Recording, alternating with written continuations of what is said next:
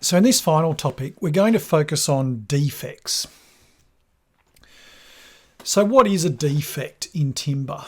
Well, it's defined as any irregularity in the timber that occurs in or on the timber which may lower its strength, its durability, its appearance, or its value.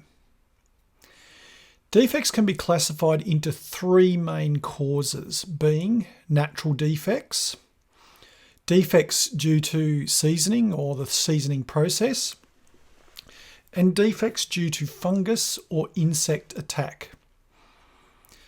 So firstly, let's look at natural defects.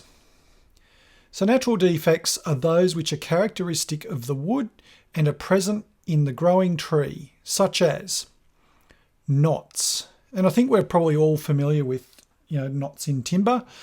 Some timbers have them quite prominently. Radiata pine is a really good example. We've all seen knots in pine in particular. So knots are caused as branches form on the tree. There's an obvious change in grain direction, which can cause problems when working with the timber. Knots can also reduce the strength of the timber owing to the short or cross grain which surrounds them. So basically, you've got a very distinct difference in the direction of the grain. And here you can see an example of what is known as a dead knot. So this cross grain also causes difficulty when planing, can often cause a lot of tear out, and can cause warping and checking in the timber. Generally, knots are an appearance defect, but sometimes it can be a structural defect. And I suppose the difference there is, knots can introduce something that doesn't look good, but occasionally, and depending on where it is, a knot can actually weaken the timber. So live knots have its growth ring completely intergrown with those of the surrounding wood. So that's where a branch, the tree is sort of growing bigger and bigger, and it's growing over a living branch. Dead knots are where the fibres are not intergrown with the surrounding wood, and the knot cannot be relied on to remain in position in the piece. Often they'll fall out and you'll have a knot hole. Now this example here is a dead knot. And that's probably where the branch either had bark already on the branch as the tree grew over it, or it might have been damaged. So often you'll find, from a fire or something like that, will cause that sort of distinction or barrier between the knot and the surrounding timber. Burls or burrs are tree growths in which the grain has grown in a deformed manner, commonly found in the form of a rounded out growth on a tree trunk or branch that is filled with small knots from dormant buds. And you can see, the example here. You can see what it looks like on a growing tree, and then we're about to talk about how they're actually quite valuable. They're believed to be caused by an injury to the tree. Burls are highly prized for veneers or turned bowls. So the thing with a burl is it depends on how it's being used. So for example, if that particular tree there was being harvested for, floorboards or structural timbers, that would be regarded as a defect.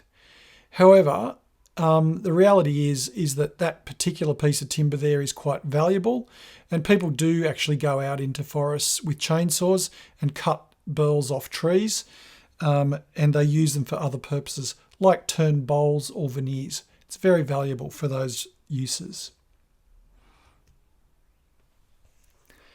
Gum veins and pockets may occur naturally or caused by tree injuries.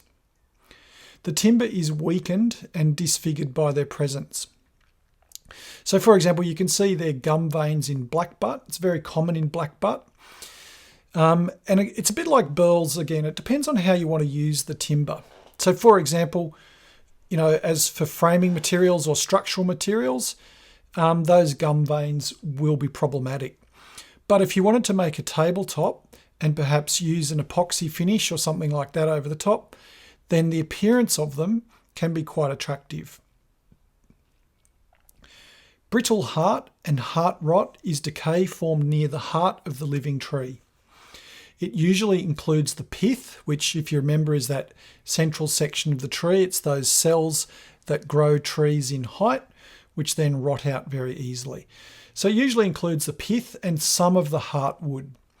This defect reduces the strength of the timber and affects the aesthetics of the timber. Shakes are caused by the separation of the adjoining layers of wood, either from the centre of the tree along the medullary rays or between the growth rings. Shakes usually occur in the living tree or during the felling process, but can extend or worsen during seasoning. Shakes and checks can often be confused for each other, and we're going to have a look at them both shortly. Now we're looking at seasoning defects. So these defects occur during the drying of the timber. The rate of drying must be carefully managed to avoid seasoning defects. So we're going to talk about checks and shakes. So check is the separation of the wood along the grain, usually in the direction of the medullary rays. So you can see in the picture on the right hand side there, you can see these lines going out from the centre of the tree. They tend to follow the medullary rays. They are checks. Shakes are much longer than checks, but like checks, they reduce the strength of the timber. So for example, in that image on the right, you could classify that, well, I'll call it a split, but it's technically not a split, but that line of damage going along the surface of that piece of timber, that is a shake. A split, and the image doesn't technically have a split in it, a split is a longitudinal crack which extends through the log or board from one surface to another, usually at the end of the piece caused by shrinkage. So that shake there that I identified, if it went all the way through to the other side, that would then be called a split. Collapse is caused by excessive or uneven drying, evidenced by distortion and irregular shrinkage. In most cases, it can be rectified by steaming and re-seasoning the timber.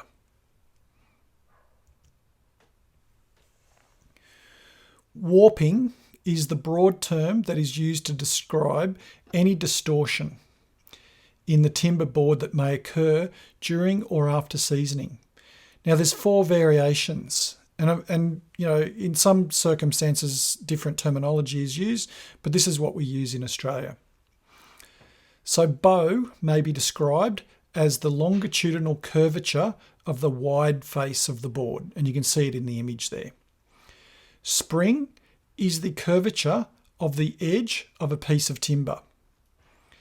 Cup is a simple warp across the face of the timber and is common with backsawn wood. So that's where we say it cups away from the centre of the tree. Twist or wind is a spiral warp along the length of a piece of timber and may be caused by sloping grain or poor stacking when seasoning.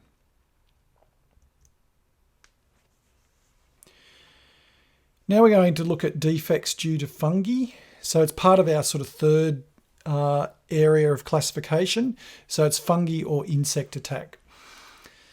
So dry rot is caused by a fungi that lives on the wood and devours it as food. Now, despite the term dry rot, a certain moisture content is required for it to thrive. This fungus cannot live in well-ventilated areas. Wet rot, as its name suggests, requires significant moisture and is usually found at the bottom of fence posts and poles below ground level. And it's generally not good practice to, dig timber directly into the ground without some sort of treatment. So the best way to prevent wet rot is to keep the wood dry, don't stick it in the ground, or by impregnating it with a preservative such as creosote. There is another defect, and this is called blue wood staining fungi. Now, it doesn't impair the strength of the wood, but is unsightly. It requires moisture content of at least 20% to thrive. Now, finally, we're going to look at insect attack. So there's two main classifications there. There's borers and there's termites. And they present significant threat to trees, logs, freshly sawn timber and seasoned timber. Can also be threatening to furniture in the home. So the furniture beetle is the most common member of the borer group. It infests the sapwood of softwoods, but rarely attacks native eucalypts. Powder post or lictus beetles are borers that attack the sapwood of some hardwoods. The larvae feed on starch. The heartwood is usually not affected because it does not contain starch. Now, again, just as an aside, generally if you're designing with timber, you do want to avoid using the sapwood in general. You want to use the heartwood because number one, that's where the strength is. Number two, it's usually has better appearance characteristics. But number three, as you can see here, it's less susceptible to attack by borers. Pinhole borers attack green timber. Almost all species of trees are susceptible. They just require timber that is high in moisture content. Termites are often called white ants in Australia, although they are, strictly speaking, they're not really ants. Termites aggressively attack almost any timber they can access with the right conditions.